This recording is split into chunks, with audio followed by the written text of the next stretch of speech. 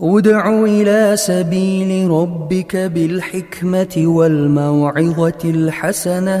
أعوذ بالله من الشيطان الرجيم. بسم الله الرحمن الرحيم. Assalamu alaikum wa rahmatullahi wa barakatuh. Muhtaram Müslüman kardeşler. Ramazan ayları mübarek bulsun. Bilgenibizce uraza degen söz ol tıyılını anlata. Yani nersedendir tıyılıp turu. Ramazan ayında Müslüman kişisi tıyılıp tura aşav içüden, tıyılıp tura yakınlık kılıdan. Bu indi taң atkandan alıp, kıyaş bayıgançıga kadar devam ete. Lakin şuшы tıyılıp turu gına uraza bulam iken. Әле тагын башка бер әйберләрдән дә тыелып торырга кирәк түгел микән? Менә шушы Рамазан аенда нәрсәләрдән тыелып торырга кирәк икән, шулар турында сөйләшеп китик әле. Әлбәттә, монда санап китәргә була, гынах кылмагыз, әйтмәгез, булай әйтмәгез. Әмма уйлап карасак, тыелып торырга кирәк булган башка әйберләр дә бар. Ул безнең ислектә, күрә торган ислектә ятмаса да. Мәсәлән, халалдан тыелу. Бер караганда, ничек инде халал әйбердән тыелырга була? Безгә бит мөселманнарга харам әйбердән тыелырга кушканнар. Ләкин уразаның асылына карасаң, харам әйбердән без булай да тыелабыз. Мәсәлән, Рамазан аенда түгел, башка вакытларда да. Башка айларда да без харамга якын килмибез.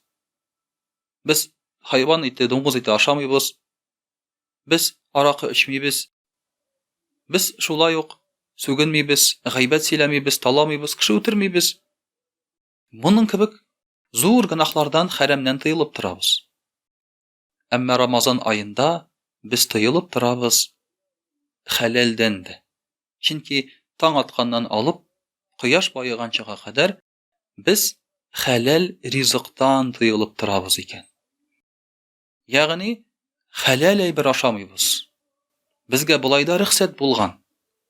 Һәм шуңа күрә дә кайбер мәсәлән мөселман булмаган кешеләргә яки иманнары зәгыйф кешеләргә бу гаҗәп тыелыр. Аллаһы Тәгалә безгә инде менә шушы күп ләззәтләрне тыйды. Белгәнебезчә, күп кенә гынахлар алар ләззәт белән бәйле. Инде хәзер Аллаһы Тәгалә безне тыя икән халалдан да ди. Яраган әйбердән дә ди. Ләкин менә шушы халалдан тыелып тору бу Аллаһы Тәгаләгә инануның бер билгесе.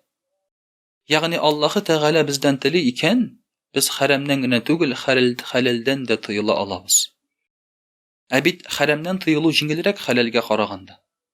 Чөнки харамнан тыелырга була, мәсәлән, аның зыянын аңлап. Кемдер әйтә, дуңгыз ите зыянлы ди. Аракы эчсәң, организмга зыян килә ди. Әйбер урласаң төрмәгә утырталар, гайбәт сөйләсәң сине яратмыйлар ди.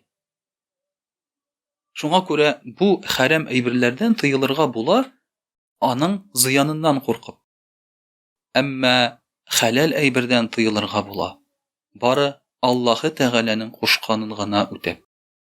Ягъни ул әйтте, ул тыйды, ул сорады, шуңа күрә инде мин аны кулланмыйм, якын килмим диелә. Әлбәттә, халал әйбердән тулысынча баш тартып булмый һәм ярамый да. Әмма билгеле бер вакыт эчендә, мәсәлән, инде таң атканнан алып кояш байыганчыга кадәр үзең эшләп тапкан халал ризыкны читкә куеп торасың, һәм сиңа булган халал хатының белән яки халал ирең белән йокламыйча торасың. Аллаһы Тәгалә сорады дип. Файдасы булса да бу әйберләрнең. Бу әйберләр сиңа рәхәт китерсәләр дә, һәм башка көнне тыелмаган булса да, син аны үзең өчен тыелган итәсең.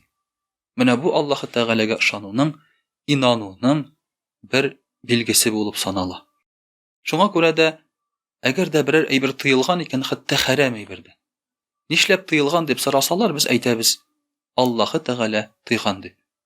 Менә шушы ул ислам диненең нигезе. Аллаһы Тәгалә кушканны үтәү һәм аңа буйсыну. Ассаламу алейкум ва рахматуллаһи ва баракатуһ.